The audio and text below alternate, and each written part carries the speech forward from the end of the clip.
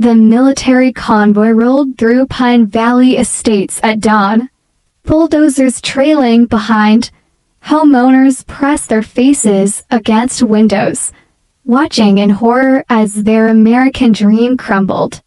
But Staff Sergeant Marcus Rodriguez wasn't there to see his revenge unfold.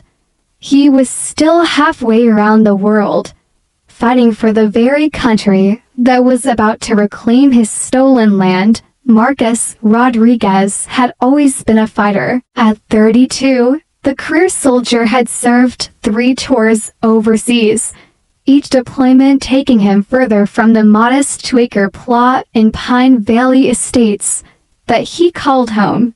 The land wasn't much to look at, a simple ranch house surrounded by towering oaks and a small creek that wound through the back 40. But to Marcus, it represented everything he was fighting for: stability, legacy, and a place where his 8-year-old daughter Sophia could grow up when he finally came home for good.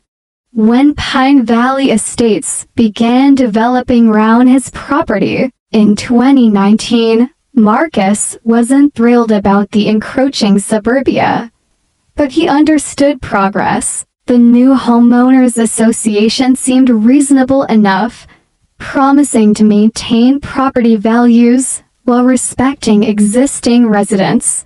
Marcus even paid his dues promptly, despite being stationed overseas, ensuring his property manager handled all the paperwork. Everything changed during his 4th deployment to Afghanistan in early 2021.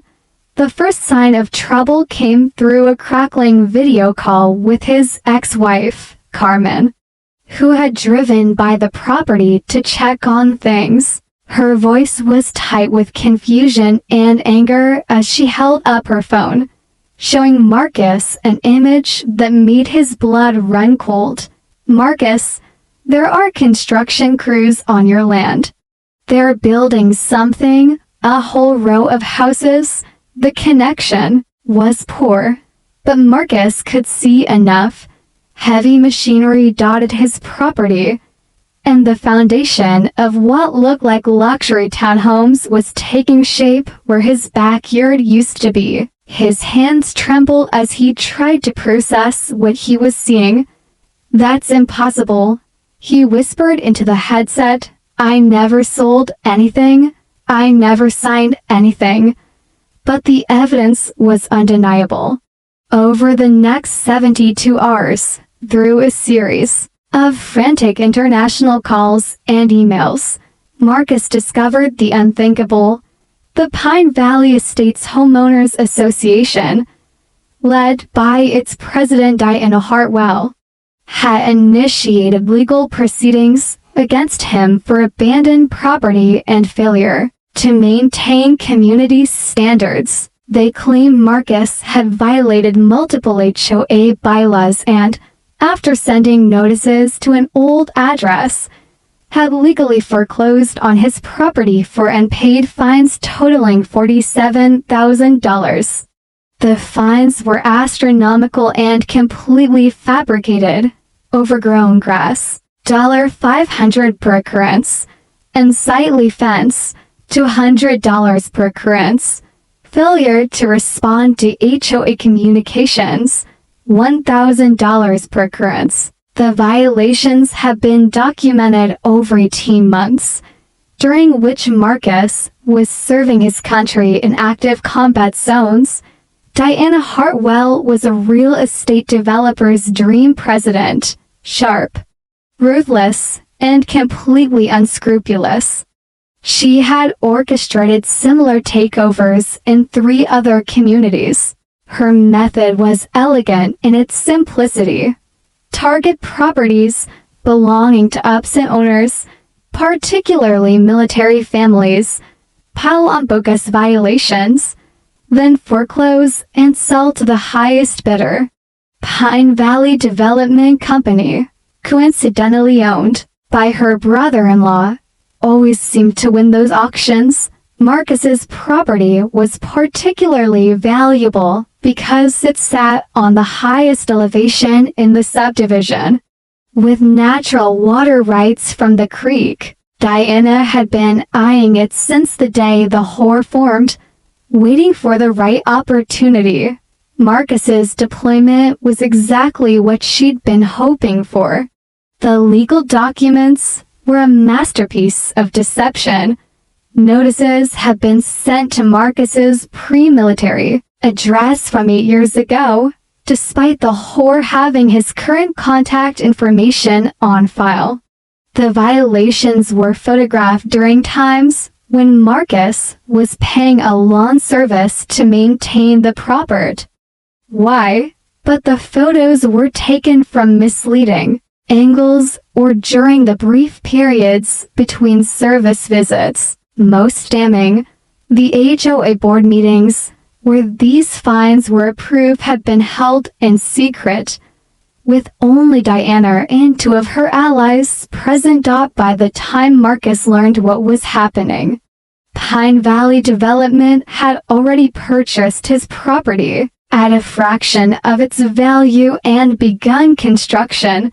The sale had been fast-tracked through a complicit local court system, with a judge who happened to be Diana's golf partner rubber-stamping the foreclosure. Marcus felt the world spinning round him as he sat in his barracks, staring at the legal documents that had been emailed to him. 2 acres of prime real estate, worth nearly $300,000, had been stolen for $47,000 in fabricated fines.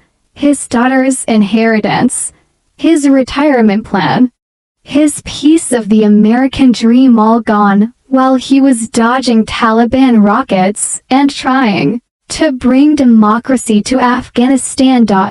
But Marcus Rodriguez hadn't survived for combat deployments by giving up when the odds looked impossible. As he stared at those documents, something shifted inside him. This wasn't just theft, it was a betrayal of everything he'd sworn to protect. And if there was one thing Marcus had learned in the military, it was that every enemy has a weakness. He picked up his secure phone and dialed a number he'd hoped never to use. Jet Corps, Colonel Peterson speaking. Sir, this is Staff Sergeant Rodriguez. I need to report a crime against a deployed service member, and I need the full weight of the United States military behind me. The war was about to come home to Pine Valley Estates. Colonel Sarah Peterson had seen her share of injustices during her 15 years with the Judge Advocate General's course, but the Rodriguez case made her genuinely angry.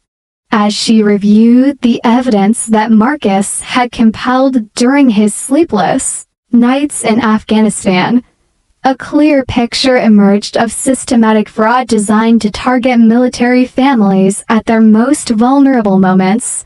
This isn't just theft, Peterson told her assistant as she spread the documents across her desk at Fort Bragg. This is a violation of the Service Members Civil Relief Act, the Military Spouse Residency Relief Act, and about 6 federal statutes I can think of off the top of my head.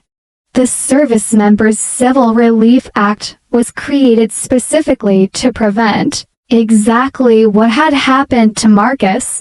It provided legal protections for active duty military members, including stays of execution on foreclosures and requirements for special procedures when dealing with service members' property. Diana Hartwell and the Pine Valley HOA had ignored every single protection, betting that a deployed soldier wouldn't have the resources or knowledge to fight back. They had severely underestimated both Marcus Rodriguez and the United States military. Within 48 hours of Marcus's call, Colonel Peterson had assembled a team of military lawyers, federal investigators, and forensic accountants. The military doesn't abandon its own. And when a service member is targeted while serving their country, the full force of the federal government comes to bear. The investigation began with a simple request that sent shockwaves through Pine Valley Estates. Federal agents arrive at the HOA offices on a Tuesday morning, armed with subpoenas and a very clear message. Every document, every email, every text message related to the Rodriguez property was now evidence in a federal investigation. Diana Hartwell's confident facade cracked the moment she saw the federal badges.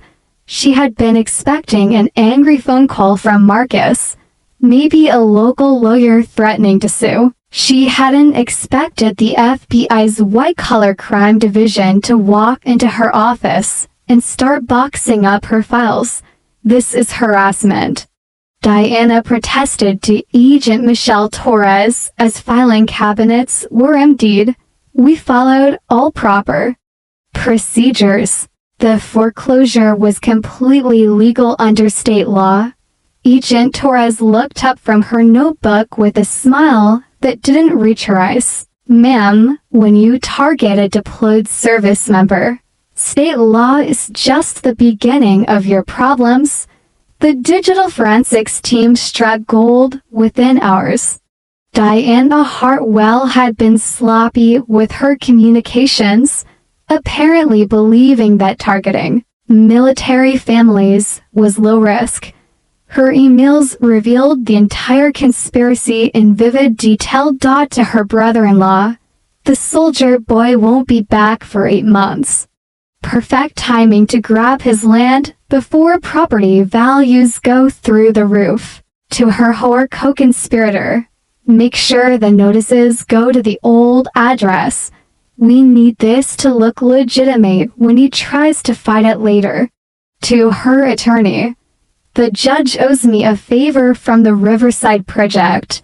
This should be a rubber stamp, but the most damaging evidence came from an unexpected source, Marcus's own security system. Before deploying, he had installed a sophisticated camera network to monitor his property. The system uploaded footage to a cloud server that Diana's team had never thought to check. The footage told a devastating story. It showed HOA representatives taking photographs of Marcus's property during the brief window between lawn service visits, creating the illusion of neglect. It showed them actually dumping trash on his property to stage unsightly conditions. Most damning, it showed Diana herself directing the placement of fake HOA violation notices on the property, then removing them hours later to prevent Marcus's property manager from seeing them. Colonel Peterson watched the footage with growing rage. They literally staged evidence to steal from a deployed soldier, she told her team. This goes beyond civil fraud. This is conspiracy, racketeering, and theft of military family assets during wartime. Meanwhile, Marcus continued his deployment, now fighting a war on two fronts. Between missions, he worked with the JAG Corps to build their case, providing documentation of his military service, proof of his attempts to maintain the property, and evidence that the HOA had his correct contact information all along. The emotional toll was devastating. During video calls with his daughter Sophia, he struggled to explain why they might not have their special place anymore. Why the home where she had taken her first steps might belong to strangers. Daddy, when you come home, can we still have movie nights in the backyard? Sophia asked during one call, her 8-year-old voice full of confusion. Marcus had to mute his microphone to compose himself. I'm fighting to make sure we can, Princess. Daddy's got some very important people helping him now. The investigation expanded as federal agents discovered that Pine Valley Estates wasn't Diana's first target. Records showed a pattern of similar foreclosures against military families, elderly residents, and other vulnerable homeowners across 3 states. The total theft amounted to over $2.3 million in stolen properties, with Pine Valley Development Company always coincidentally winning the auctions at below market prices. Agent Torres's team also uncovered the local corruption that had made the scheme possible. Judge William Morrison had approved 17 suspicious foreclosures over 2 years, all benefiting Diana's family business. Phone records showed dozens of calls between the judge and Diana's attorney in the weeks leading up to each foreclosure hearing. But Diana Hartwell had one final card to play, and she was desperate enough to use it. As federal pressure mounted, she reached out to Marcus directly through an encrypted messaging app, believing she could intimidate him into backing down. "Soldier boy," the message read, "you're in way over your head. Drop this investigation, and maybe we can work out a deal. Keep pushing, and you'll come home to nothing but legal bills and a destroyed reputation. Your military friends can't protect you from a civil lawsuit that will bankrupt you." Marcus screenshot the message and forwarded it directly to Colonel Peterson. "Sir," he typed, "I think she just made this a federal witness intimidation case." Colonel Peterson smiled as she read the message.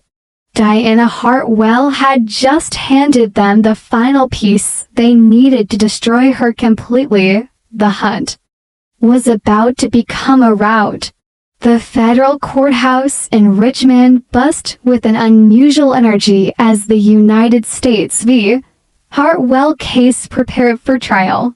What had begun as a property dispute had mushroomed into a federal racketeering case involving conspiracy, fraud, witness intimidation, and violations of military protection laws. Diana Hartwell sat at the defendant's table, her previous confidence replaced by barely controlled panic as she realized the full scope of what she was facing. U.S. Attorney Rebecca Martinez had built her career prosecuting white-collar criminals, but she took particular satisfaction in cases involving crimes against military families. As she reviewed her opening statement one final time, she knew this case would send a message that targeting deployed service members would bring the full weight of federal justice. "Ladies and gentlemen of the jury," Martinez began, her voice carrying the authority of someone who had never lost a case this clear-cut. "Over the next few days, you will hear about a conspiracy so brazen, so callous, that it defies belief. The defendants didn't just steal from Staff Sergeant Marcus Rodriguez. They specifically targeted him because he was serving our country overseas, believing that his military service made him an easy victim." Diana's defense attorney, Harold Mitchell, had taken the case reluctantly and was already regretting it. His opening statement sounded weak even to himself as he argued that his client had simply followed state HOA laws and that any communication failures were unintentional oversights. But the prosecution's evidence was overwhelming, and it began with Marcus himself. Staff Sergeant Rodriguez had been granted emergency leave to testify, and his presence in the courtroom was commanding, still lean and alert from his deployment. He wore his dress uniform with the quiet dignity of someone who had served for combat tours. His testimony was devastating in its simplicity. "I never received a single notice about these alleged violations," Marcus testified, his voice steady and clear. "I paid my HOA dues on time through automatic bank draft. I hired a lawn service to maintain the property. I installed security cameras specifically to monitor the property while I was deployed." Every single one of the defendants' claims about abandoned or neglected property is a lie. Under cross-examination, Mitchell tried to rattle Marcus, suggesting that he had been negligent in his property management duties. "Sergeant Rodriguez, isn't it true that you failed to respond to multiple HOA communications?" Marcus leaned forward slightly, his combat veteran instincts sharpening his focus. "I was in active combat in Afghanistan, defending the same constitution. That gives Ms. Hartwell the right to a fair trial. The communications you're referring to were intentionally sent to an address I hadn't lived at in 8 years, despite the whore having my correct military contact information on file." The courtroom fell silent. Mitchell realized he had just handed the prosecution an even more powerful moment. But the real drama began when Agent Torres took the stand with her digital evidence. The courtroom's large screens lit up with Diana's own emails, each one more damaging than the last. "This email, sent 6 months before the foreclosure," Torres explained, "shows the defendant discussing timing the grab while Soldier Buy is overseas. This one, sent to her brother-in-law, discusses artificially suppressing the auction price to maximize profit margins." Diana's face grew pale as her own words were read aloud in federal court. But the worst was yet to come. The security camera footage played like a crime thriller. The jury watched in stunned silence as Diana herself appeared on screen, directing the placement of fake violations notices, staging photographs of supposed neglect, and actually dumping trash on Marcus's property to create evidence of horror violations. "That's not what it looks like," Diana whispered urgently to her attorney. But the footage spoke for itself. Judge Patricia Williams had presided over federal cases for 20 years. But she had rarely seen evidence this clear-cut. When the prosecution played the recorded phone calls between Diana and Judge Morrison discussing how to fast-track the Soldiers' foreclosure, her expression hardened. The local corruption angle brought gasps from the courtroom gallery. Phone records showed that Judge Morrison had received payments disguised as consulting fees for expediting foreclosures that benefited Pine Valley Development. Morrison himself had already pleaded guilty to federal bribery charges in exchange for his testimony against Diana. But Diana's defense team had one final desperate gambit. Mitchell called Diana to the stand, hoping her personal testimony might humanize her to the jury. It was a catastrophic mistake. Under questioning from Prosecutor Martinez, Diana's arrogance and contempt for military families became impossible to hide. "Ms. Hartwell, why did you send violation notices to an address you knew Staff Sergeant Rodriguez no longer lived at? How was I supposed to keep track of where every homeowner moves? Military people are always moving around, but you had his correct contact information in your HOA files. Didn't you? Maybe we did. Maybe we didn't. Our records are perfect." Martinez moved in for the kill. "Ms. Hartwell, I'm showing you Exhibit 47, your own email where you wrote, and I quote, Make sure the notices go to the old address. We need this to look legitimate when he tries to fight it later. How do you explain that? Diana's composure finally cracked completely. You don't understand the pressure I was under. The development company needed that land. The whole project would have failed without it. One soldier's property wasn't worth destroying dozens of families' investments. The courtroom erupted. Judge Williams gavelled for order. But the damage was done. Diana had just confessed to deliberately defrauding a deployed service member to benefit her family's business interests. Mitchell tried damage control during redirect, but Diana was beyond saving. When Martinez asked her final question on cross-examination, the answer sealed her fate. Ms. Hartwell, do you believe that Staff Sergeant Rodriguez's military service to our country entitled him to any special consideration or protection under the law? Diana looked directly at Marcus, her face twisted with resentment. Military service doesn't make someone special. He should have been more responsible about his property if he didn't want to lose it. The silence in the courtroom was deafening. Several jury members looked visibly offended. Marcus himself showed no emotion. But Colonel Peterson, sitting in the gallery, made a note in her file. The prosecution had proven their case beyond any reasonable doubt, but they weren't finished yet. The final witness was a surprise that no one in the defense camp had seen coming. Diana's own brother-in-law, Michael Hartwell, owner of Pine Valley Development Company. Michael had been granted immunity in exchange for his testimony, and his appearance sent Diana into visible panic.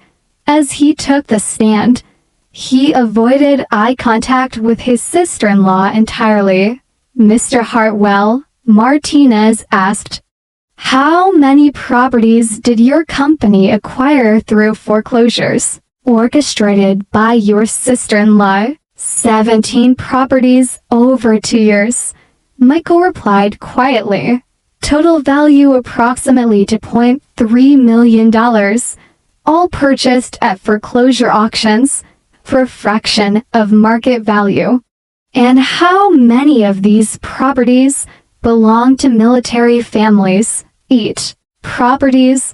Diana specifically targeted military families because she said they were less likely to fight back while deployed. The final nail in the coffin came when Michael revealed that Diana had been skimming money from the HOA budget to fund the conspiracy, using homeowner dues to pay for the fake inspections, fraudulent legal fees, and bribes to local officials. As the prosecution rested its case, Diana Hartwell sat stunned at the defendant's table, finally understanding that her carefully constructed scheme had been completely exposed.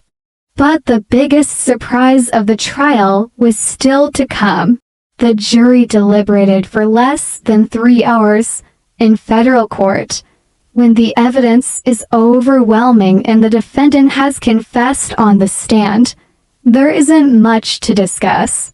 But as they filed back into the courtroom, none of them could have anticipated the bombshell that was about to drop. Has the jury reached a verdict? Judge Williams asked. We have, Your Honor. The foreman replied. On the charge of conspiracy to commit fraud, we find the defendant guilty.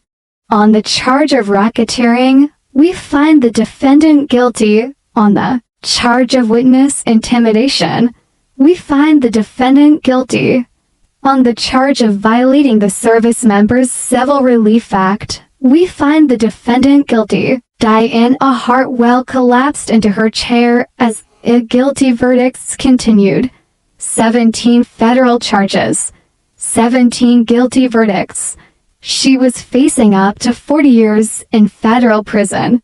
But Judge Williams wasn't finished. Ms. Hartwell, in my 20 years on the federal bench, I have rarely seen such a callous and calculated attack on military families.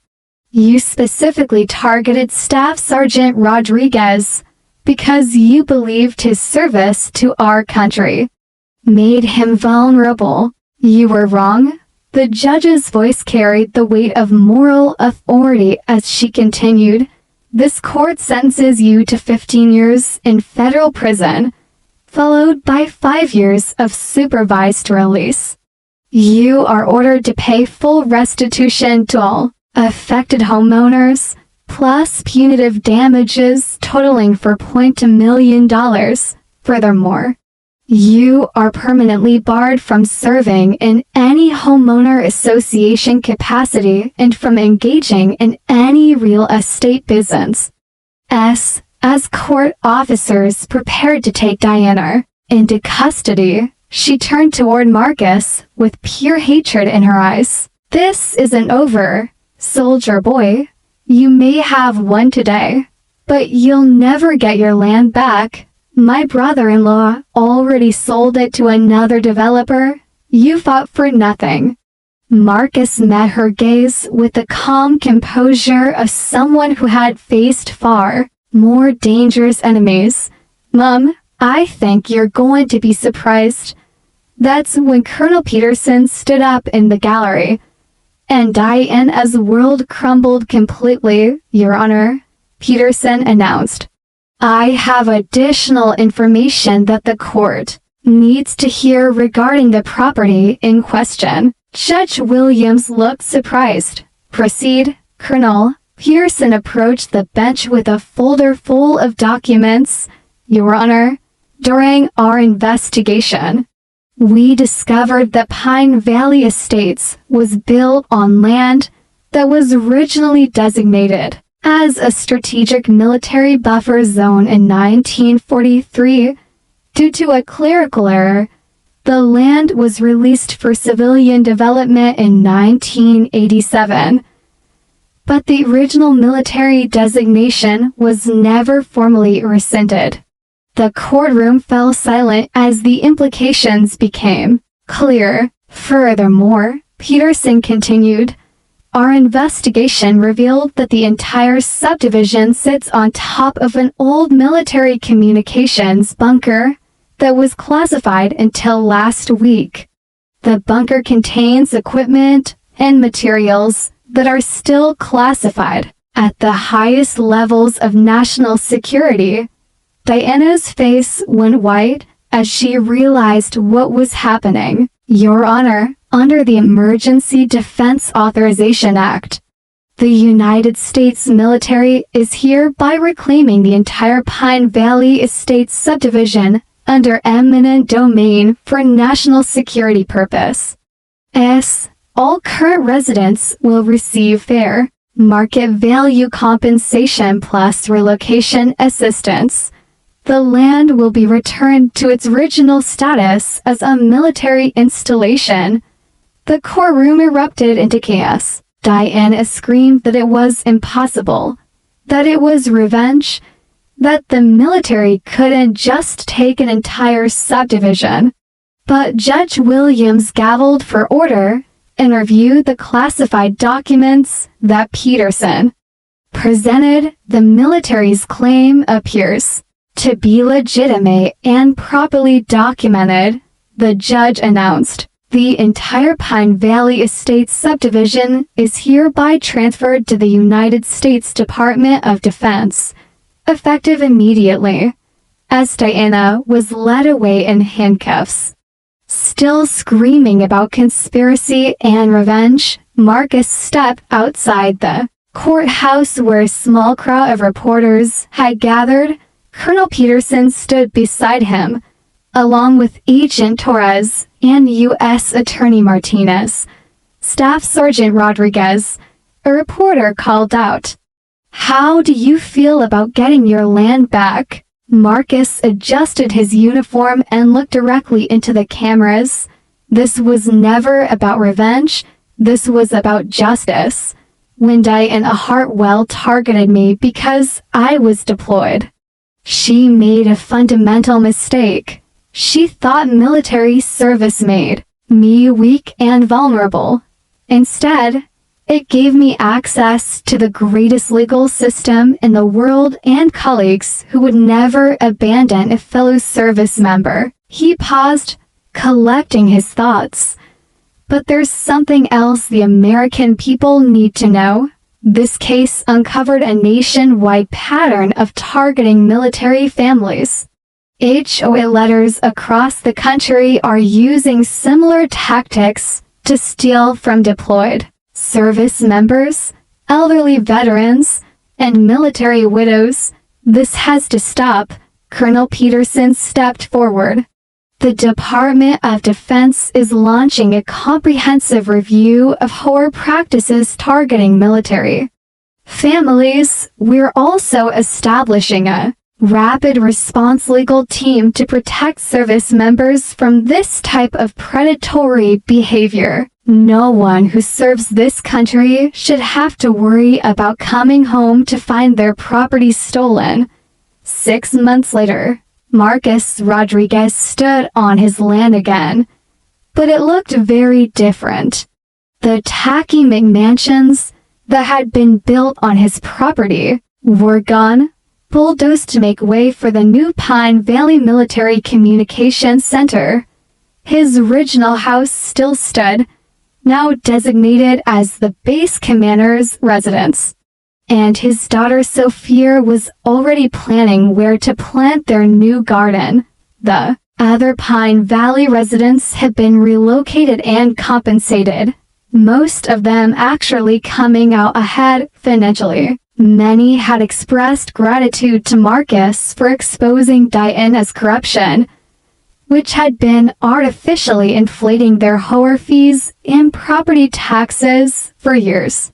Diana Hartwell was serving her sentence at a federal prison in West Virginia, where she spent her days working in the laundry facility and thinking about how stealing from one deployed soldier had cost her everything.